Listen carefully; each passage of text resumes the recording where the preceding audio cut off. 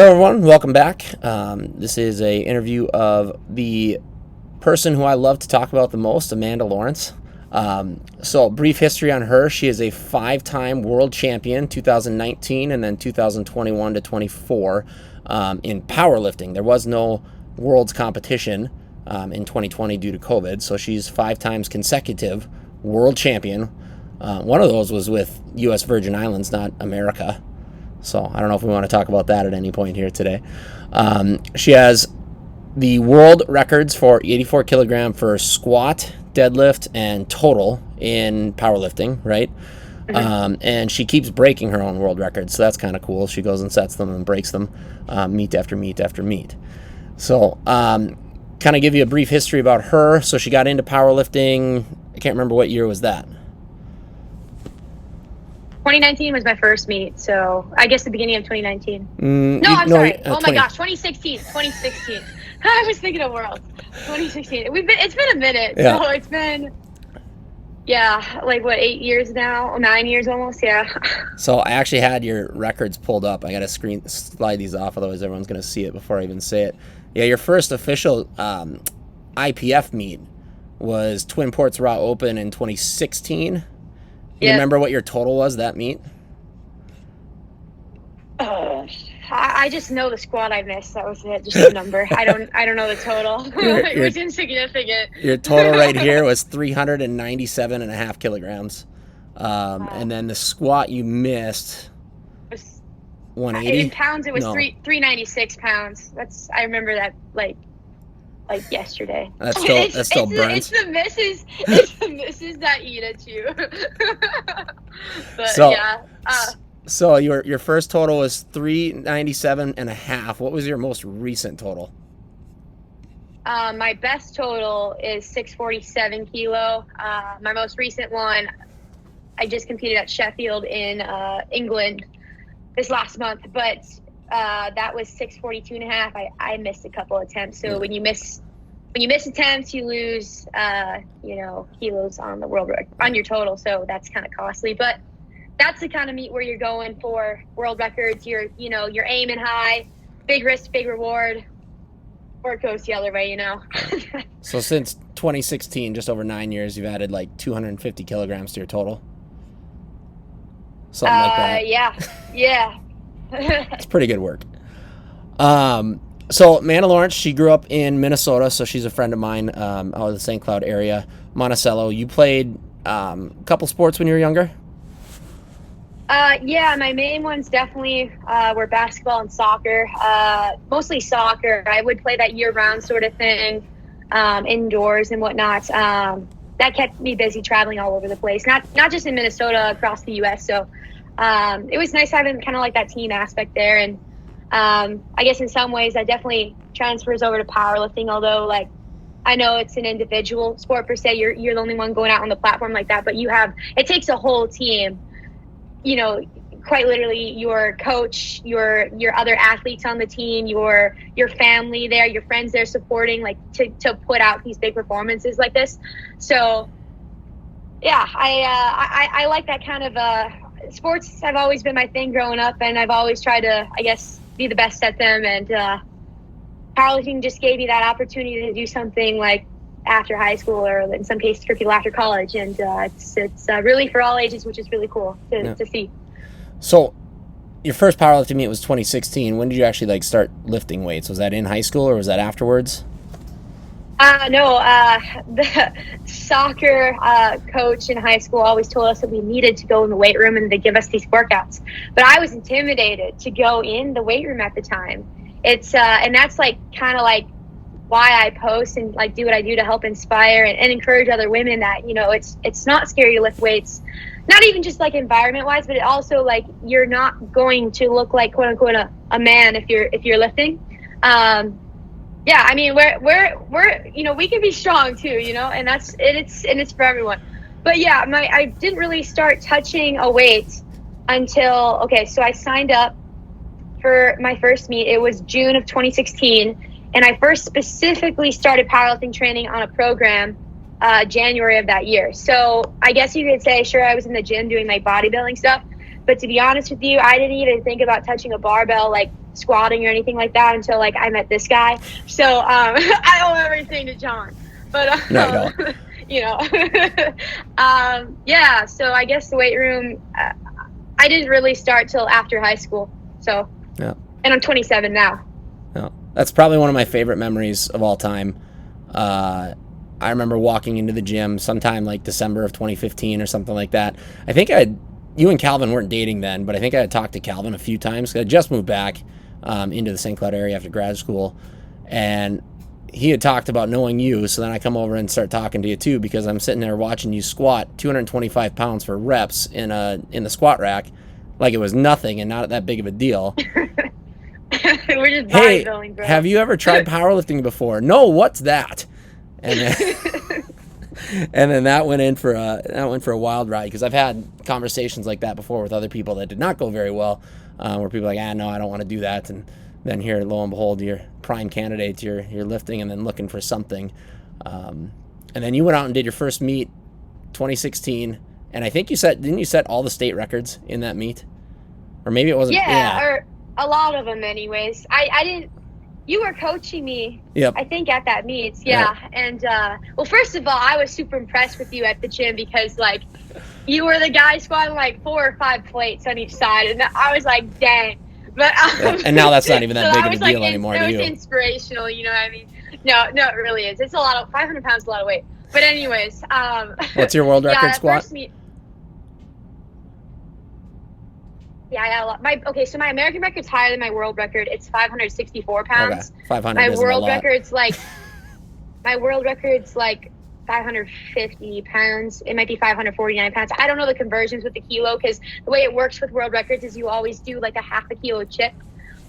You always want to carry those chips to make it harder for the next person to break it, because usually with attempts you can only jump 2.5 kilos. That's just how it works, like on a normal attempt selection, if it's not a world record. But yeah, I that first meet in 2016, I did not know any records going into it. I actually was a little frustrated because I didn't know I was breaking a junior squat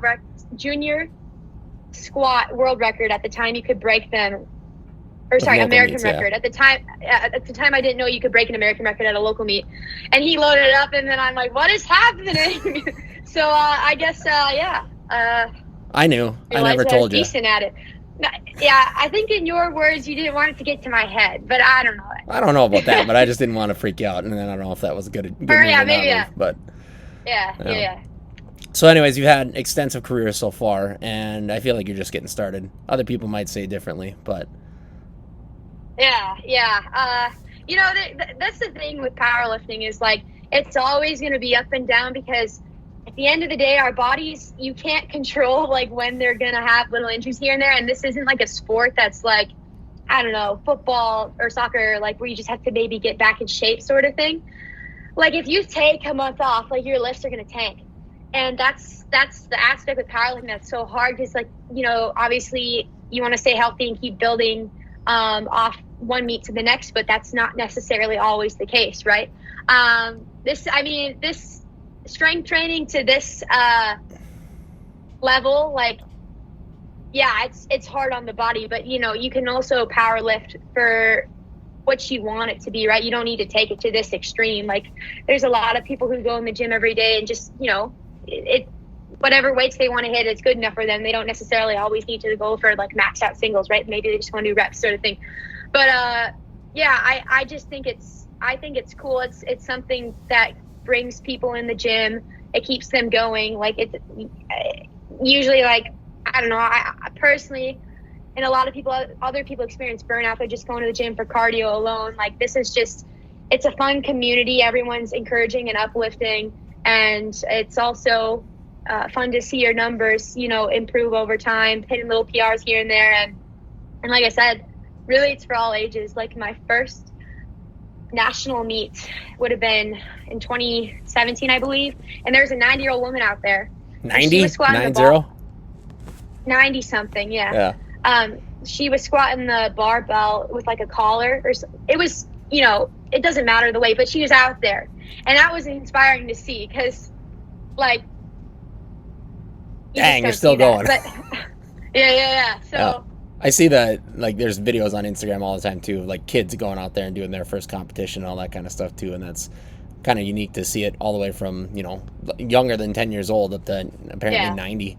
So I mean, maybe I'm exaggerating. Maybe it was 80 something, but she was older. So, but yeah, it's still, right? It stands there. Like it's cool because even like around here, like locally, like there's people who are in their, you know, masters divisions or in their 50s, 60s. They're all meeting up together, hitting the gym. You know, you staying active. I think that's the main thing. Like for something to come out of this, and you know, overall, it's good for your bone health. It's good.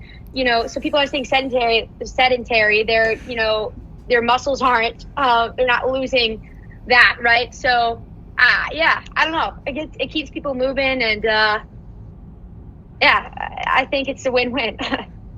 You kind of segued into my next question pretty early in that last little bit there, saying that the goal, and it's fine. I love hearing it. The goal for powerlifting is to keep making progress and to stay in the gym as much as you can and limit downtime and really just kind of grow from there, right? If you're taking it seriously. So the segue here is, what does a typical week or day look like for you? So my training has changed a lot since the very beginning. Back when I first started powerlifting, like I used to do like squat every day. I could never do that now. But just because my body wouldn't be able to take it with the loads that I'm doing. I think in the beginning, I was able to handle more frequency overall because it was lighter weights at the time. And as over the years, as I've continued to get stronger, those rest days are valuable in between. So currently I squat twice a week. I deadlift one heavier day. Sometimes I hit like a technique day on a secondary day, and I bench 4 times a week. The reason I can bench 4 times a week is because upper body just isn't quite as taxing, and bench is a movement that you can push harder, like I said, without experiencing fatigue, and it's a lot like technique driven as well. So that's just the reason for that. You know, you can split this up. You could do this in a 4-day split if you wanted, but I tend to like to work out 6 days a week, Sundays off sort of thing, just because it's a little more spread out. Maybe I can hit accessories after that power building people kind of say with it. And like a bench day almost, I hate to say it almost feels like a rest day, but it's not. But that's just my personal split. I like to do 6 days a week sort of thing. So I do Monday I bench, Tuesday I squat, Wednesday I bench, Thursday I deadlift, Friday I bench, and then Saturday I'll do SBD day. So Sunday off. So that's just the current split that has, over the years, I found that's worked best for me. Just like working with my coach, Joey Flex sort of thing. He's a big influence in the powerlifting scene. There's a lot of us heavy hitters, I guess you could say. Oh, yeah. And I think a lot of people typically do this similar split. You know, they might squat another day here and there, but it depends on the athlete. You know what I mean? Mm-hmm. But yeah. So right now, you're getting ready for Worlds, right? Like, how far out is that? Worlds is mid-June. It's mid-June. Like June. I can't remember. I think like 17th or 14th. I can't remember. It's on a Saturday. I don't know the exact. Yeah, you just got done with Sheffield. How long ago was that one? Let's see. It was on January 26th. So as of doing this right now, 3-ish weeks ago. Yep. So now kind of dialed down, taking it easy a little bit, still obviously working out, or what's your intensity like now? And then how is that going to change in the next couple of months here as you're getting into Worlds? I usually try to take a week off after the meet just to let your body recover. I mean, this gets a lot over time. Mm-hmm. To be honest with you, like I like to powerlifting, like squat, bench, deadlift movements. Like don't get me wrong, it can get repetitive sometimes. But that's the thing. Like you got to keep showing up. It's that dedication that's where you're going to see that progress over time. But yeah, it's nice to have a little break afterwards. Mm-hmm. Normally I'd be going, I'm toying with the idea of doing nationals on April 6th. So I'm kind of just training right now, seeing how I feel then. And like, maybe I'll walk into it. just kind of YOLO in SBD day. But obviously, like, I don't know. It's just kind of going with the flow right now. But yeah, normally it's definitely more higher rep right now. Mm-hmm. We're in a more of a volume phase to help build up post meet, right? And then as you transition, get closer to a meet, we're gonna start, pulling those reps down, bringing in heavier triples, doubles, singles sort of thing as we approach the meet. And then, like, I guess usually like a week to half a week before the meet, we'll taper off so we can bring the strongest version of our self beat day sort of thing, so we can be rested up. Yeah. So volume wise, are you doing like 7, 8, 9 reps, or what is your rep range right now? I'll be doing 4 weeks of like 8s and 7s on squat. Okay. Deadlift, I usually don't go above 7 reps, at least for sumo. Conventional is kind of in this, like, it's not a movement I can really like super push weight wise. My back can't really take it. But it is good to help strengthen your sumo. Obviously, it just depends on where you're at in your phase, in your phase of your, your goals for when your meet is. And then, I'll do one higher rep squat day like that, and then the other day it'll be like 5s or less sort of thing. Just because, like, for me, my legs are toast doing like, Yeah, how many sets are you doing? So I'll do like 3 sets of 8 on squat after like a top double or single or something like that. But something we recently started doing, which I like, is we'll do a top set RPE driven. And then based on that weight I pick, we drop it like 8%. And then after that, another like 10%. So it takes honestly a little bit less out of me, because like old me would want to like super push that and like try to stay at like that like same weight like for all sets. But this way, like, it kind of helps with, I guess you're still getting the work in, but you're not like killing yourself. But if you know what I mean. So when did you switch to RPE training, rating of perceived exertion? Did you switch to that with Joey, or were you doing percentage based and then at some point Joey changed his mind? I don't remember when you started doing. I was doing with Cole Warren, I was doing percentages for a while, and then we switched to RPE for a little bit, and then with Joey it's always been RPE. But he'll do those percentage back downs, which I like. Because the thing about percentage, which I don't love, and other people might disagree, is I think it like kind of like you have to take that number that day, whether you're feeling super great or really bad. So what I like about doing a top RPE set is you can set that line, and then from there it drops or increase, however you want to do it, right? But that's what I personally like about it, because even with percentages, like, because people can base it off of their 1 rep max. Well, sometimes you're not necessarily gonna get stronger if you're basing it off of, like, this is my current max, but maybe you're getting stronger than that, if that makes sense, and like it's not enough weight you're hitting for reps. So yeah, that's just my personal like thoughts on it. So I think a lot of coaches have adapted to kind of a combination of RPE with percentage drop downs.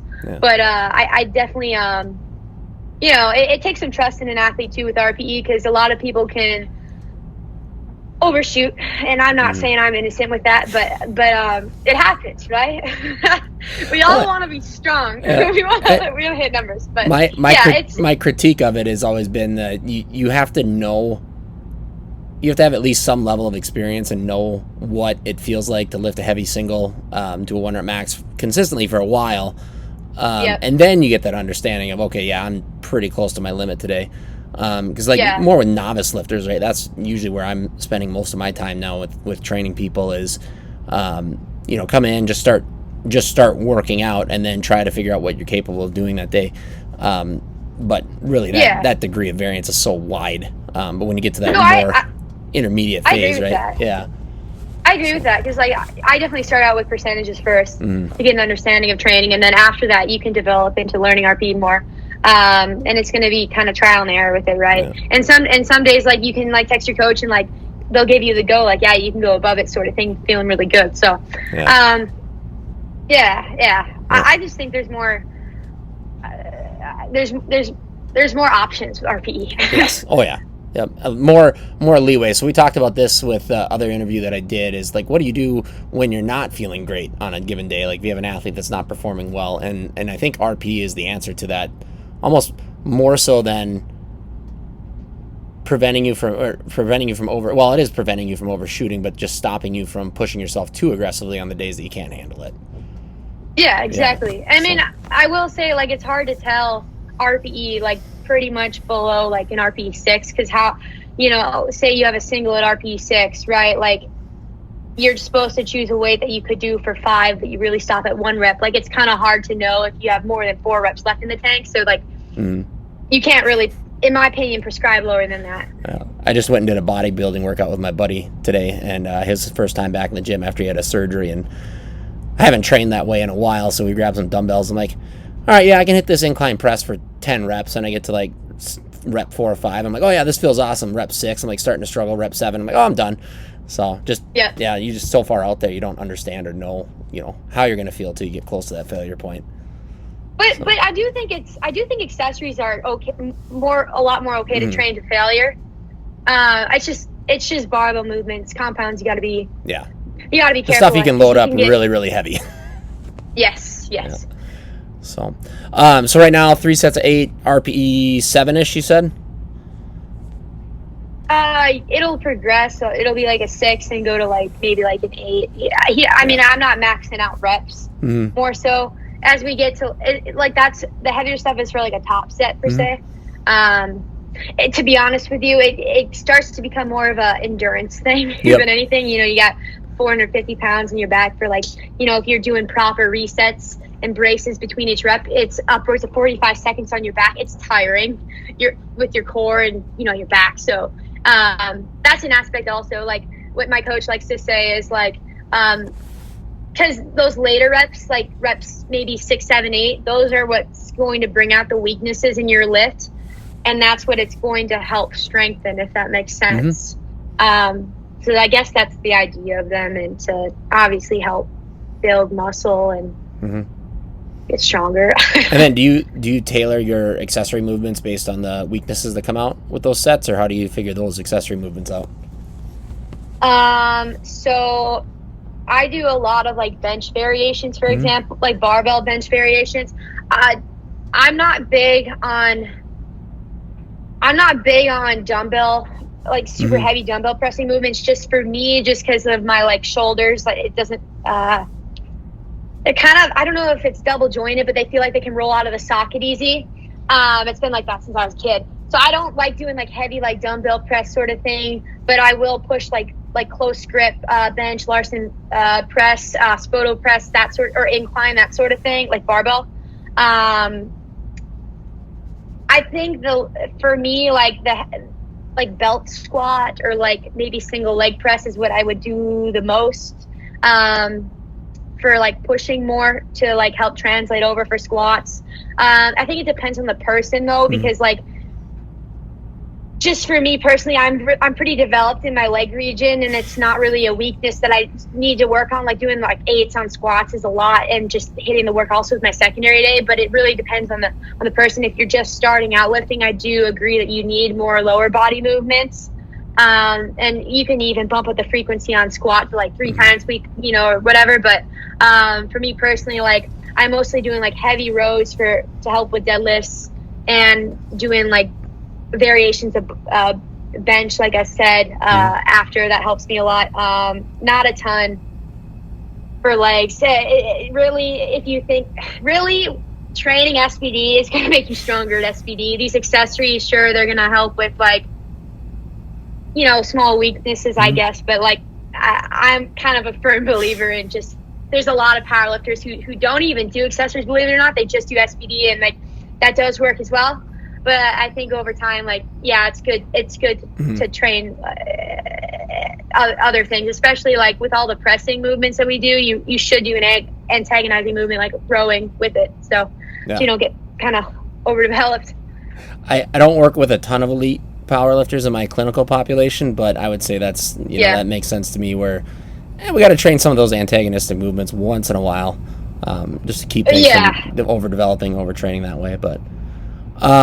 So you said you're toying around with nationals, and then worlds potentially in April, and then worlds would be in June-ish. How far out from the meet are you starting to drop down to like heavy triples, heavy doubles? So we always keep in like doubles or singles or whatever. Like even right now, they're just not as heavy it's just there for practice, right? Yeah. Yep. I mean, you can't load that kind of weight with reps, sort of thing. Really, like for me, I'm gonna really start locking in like just every outside factors and whatnot about 12 weeks out. Like we'll cut a lot of like accessories out like 6 weeks out.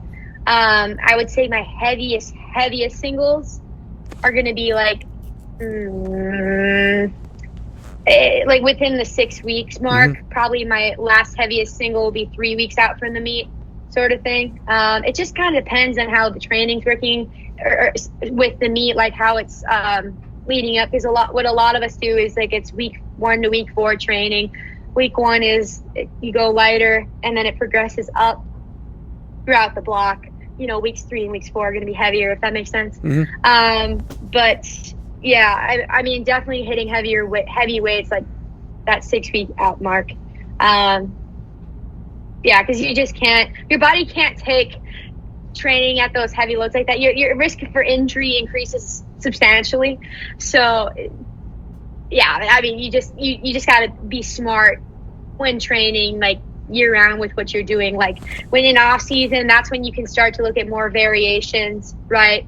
For me, I'd be high bar, I'd be conventional deadlifts. You could do safety bar squats, front squats sort of thing, or you could look at different, like maybe a closer grip bench sort of thing, tempo bench, all this stuff.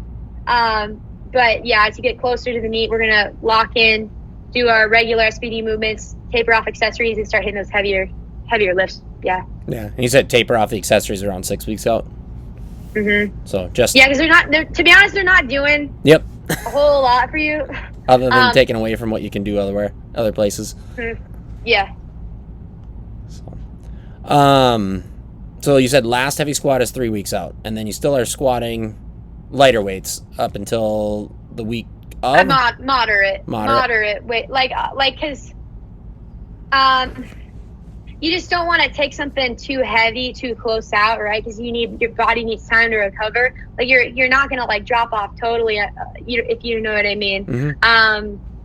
Like yeah, sure. Like meet week, there's going to be a taper. Reps are going to be low. A lot of it's going to be for practice, sort of thing. You're just trying to get the movement in so you can stay fresh for the meet without like taking anything out of you, if that makes sense.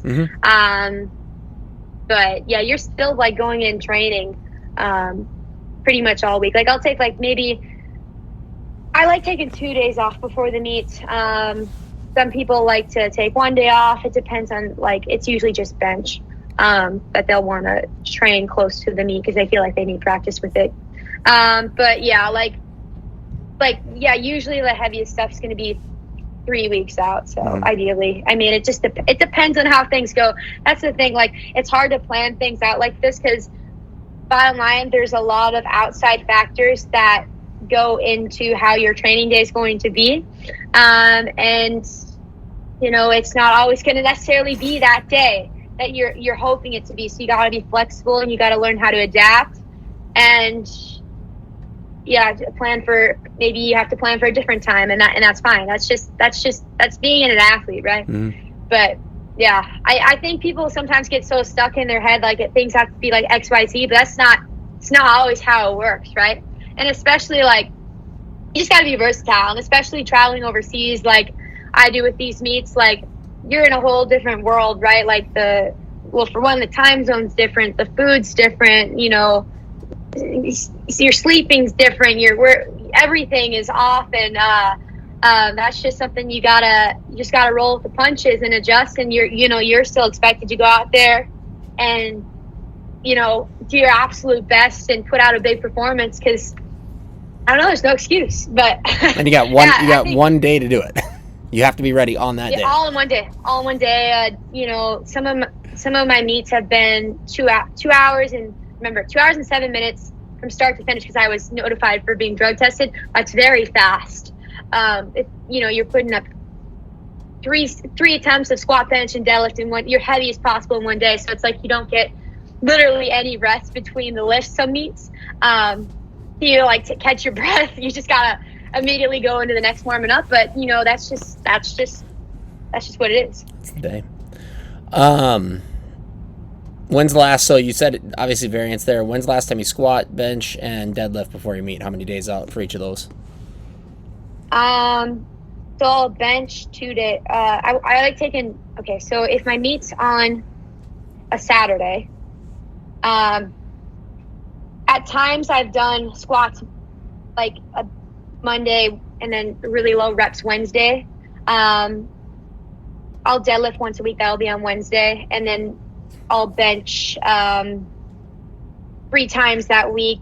But I want to make sure I take off 2 days off before the meet. So other times, like I've squatted just on Tuesday if the meet's on Saturday. It depends on how beat up my body is, I guess you could say. Mm-hmm. But I'm for sure going to be hitting 3 bench days, 1 deadlift day, and 1 to 2 squat days before the meet, with taking like 2 days off prior.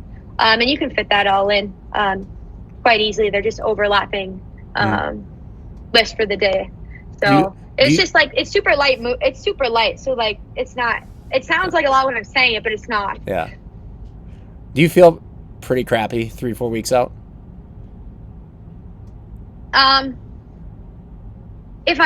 If something's like bothering me, sure. But no, let's see, like a couple weeks out from Sheffield, like my hamstring started flaring up. Yeah, things can kind of suck when that happens. But otherwise, like I'm really in, like I said, I'm locking in like 12 weeks out. Like I'm making sure that my recovery's there. Like I'm counting my protein, like 1 gram per pound of body weight. That's huge for recovery. I'm keeping my water intake up. Like I'm really prioritizing like sleeping like at least like 7 hours a night. You know what I mean? Like that's huge for training. So like, I think these are things that like, if you're able to control these variables, like it definitely helps ensure that you're going to have a good session, or like I'm not doing like a lot of outside outside things, or maybe a lot of activity before like a heavy squat or a heavy deadlift, if that makes sense. Like I'll plan my schedule like around those sort of things, because obviously if you're going to be like doing a lot before your training session, you're not necessarily going to have energy for a big day, if that makes sense. So I think that's kind of a hard question to answer, because like if all is going right, then no, you're not going to feel crappy. But if things can flare up, and that's what, I think you've got it pretty dialed in, having done this enough times where you know exactly how much volume you should be handling that far out. Yeah. If you're not tired, like feeling fatigued, like a week out, like before you hit your taper, like something's wrong. Cause like, you should be feeling super fatigued before you hit that taper. And that's the idea, to keep you fresh. I think that's what I meant by crappy, is that fatigue level. Yeah, not 4 weeks out. Definitely like at the end of your prep, you should be feeling. Otherwise, you didn't work hard enough. That's just my opinion. Yeah. But and then after a meet, if you hit bigger numbers post meet than you did in the meet, you didn't have a good peak. Yep. So you tapered too late or too soon? How would you feel? Like, how would you phrase that? Like, if you come out a week after your meet and you feel fresh and ready to hit more, like, did you not taper early enough, or did you taper too soon? Or I think I said that right. I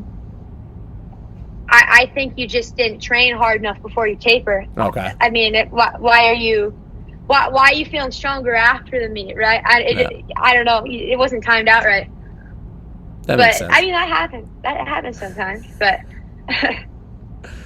Yeah, I think so. I think that happens to a lot of people, especially when they first get started too. But. And it's hard too with these powerlifting meets, because like, in an ideal world, like everyone's going 9 for 9, PR in every single lift sort of thing. But there's like, people have to make weight is a big factor, right? A lot of people have to cut into these meets. I don't recommend cutting for meets if it's like, if records aren't on the line and it's like a local meet, like why are we cutting? Like, and especially like people who are younger and still like getting started in the sport and like still growing, like you don't want to be in a deficit with that sort of thing. Like move up a weight class, right? But yeah, I mean, there's a lot of factors, and like obviously when you miss lifts, like I was talking about before, like that takes off a lot on your total sort of thing. But yeah. Couple more questions here. So you talked about your team. Joey's your coach, Joey Flex. Yeah. Right. Who other team members do you have around you right now? Like just training partners or anything like that? Like around me, like here, or yeah, just, well, or just in general. Yeah, in general. That, yeah. So notable names would be Russell Orhe, Russ Swole. He's like face of powerlifting, if I guess you could say, has helped. He did squat every day. Big on social media. Big on. Did he? Yeah. Oh, I don't know. Get better today, sort of thing. YouTuber, social media. Anita Mullah. I might have pronounced her last name wrong. She is my teammate. She's the weight class above me. She has squatted 700 pounds. She's the strongest woman in the world. Like, I think that's whether it's drug-free, tested or untested, for sure tested. Mm-hmm. And then Jesus Oliveras, he's also the strongest male in the world. He's on my team. He squatted over 1,000, benched over 600 pounds, deadlifted over 900 pounds. I mean, those are just some of the big heavy hitters, I guess people might know. Just on my team, it's kind of cool because it's like we're all going to these meets overseas and we get to see each other. I don't know, 3 times a year. Like my coach lives in California. I mean, it's super common these days to have a coach that doesn't, they're not local to you. That's even if they were, people are going to be videoing to play back and watch how the lift was, your bar path, how it moves, sort of thing. So you can really coach from anywhere, sort of thing. But yeah, it's fun when we all get to go kind of together. It's like a meetup. We're kind of like a family, I guess you could say. Right. But yeah, I guess those are some of my teammates. Awesome. Turn this lamp on. Yeah. So I got 2 more questions for you. What keeps you motivated when things are difficult? I don't think the motivation is always there. I think it's just the dedication, because at the end of the day, like you have, I mean, everyone has goals. I have the goals I want to hit, and I know that in order to reach them, I have to keep showing up no matter what. And, there's definitely going to be setbacks, but it's those that help make you stronger over time when you push through and persevere. And, I don't know, I think powerlifting in a lot of ways is relatable, like to life with that, right? I mean, people can do that with anything.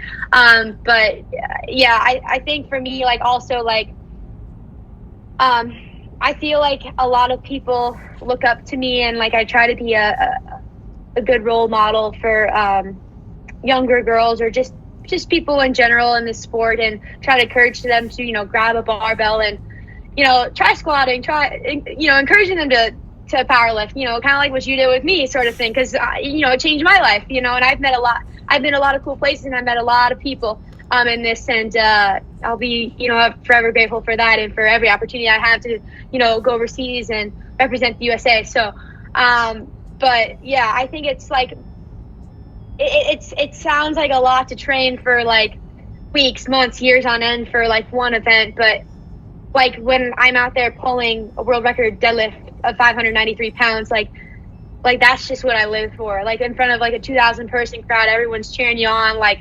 everything's on the line, right? And like those are the moments is why you keep pushing no matter what. I just think it's just in my soul, it's in my heart, what I want to do. And, I think everyone has their own why, right? Not everyone is going to be competing at the world level. I understand that, but, you all have a reason for why you want to keep showing up, whether that's health, maybe you have friends, you make it in the gym, or just goals in general for, hitting certain weights. Maybe you want to bench 400 pounds. I don't know. But, I don't think it's about motivation a lot of the time. I think it's just about dedication. Yeah. And then I think that's a very appropriate way to say that. I didn't mean it more so as motivation, just like, oh, yep, I'm struggling. I'm having a hard time here, and just identifying with your goals. No. Yeah. Yep. No, yeah, I get that. Yeah, I think it's also like, when you're competing, people can also find motivation in other competitors that are Hmm. pushing them. That can help bring the best out of you. That's something that I haven't had over the years. Hmm. I have had before, but I do think that brings out like as motivated and as hard as you say you're pushing yourself, like you versus you, like it adds a whole new level when someone else, that you feel them on your tail, sort of thing. Like it Yeah. makes you want to just go that much harder. So, Yeah. yeah, That's a yeah. very short term tool, right? That's kind of, it'd be very difficult to be like, oh, I got to go beat this guy, right, for the rest of my life. But in the No, moment no, right yeah, there, yeah, I got yeah. to use this little Any piece to little push thing me to over. get you going, right? You just gotta find what makes you want to dig deeper, I guess, Yeah. whatever that is. Yeah. And then last question here: life after powerlifting. Have you even thought about that yet? um, I don't think there'll ever be like a life, like I mean, not that there'll be a Uh, life after powerlifting. life after competition at a I world don't think I've world ever. level. I don't think I'll ever give up powerlifting per se. I think I'll always train the movements because that's just. I don't think that's ever gonna leave me. Like I said, like my first nationals, seeing like that So 89-year-old woman out there, that was pretty if I inspiring. make But it to I 90, think, you'll be like 85 or something like that, or 84. Let's do a yeah, meet together you're then. still going. Yeah, Let's do if it. we're both up. Yeah, yeah, I'll do it. Don't out squat me, okay? But no, yeah, I think it'll always be fitness will be a part of like it's just a part of who I am. I think obviously gonna have to eventually take off time to have a family sort of thing, but I think I'll always come back to competing to some level. I don't know till when. It doesn't mean you have to be at like the super elite level. Like this is a tough place to stay forever. Hmm. That's why they have local meets. That's why they have national level meets. That's why they have things like going to the Arnold sort of thing or these like pro sort of meets. So I think there's really something for everyone because like obviously not everyone can compete to be at like the elite world level, right? There wouldn't be very many powerlifters if it was just that. So yeah, I'd like to keep doing this till I'm in my master's sort of thing. I mean, I truly believe fitness will always be a part of my life, whatever form that is. It's hard to imagine without it, without some sort of powerlifting movement. Yeah, for sure.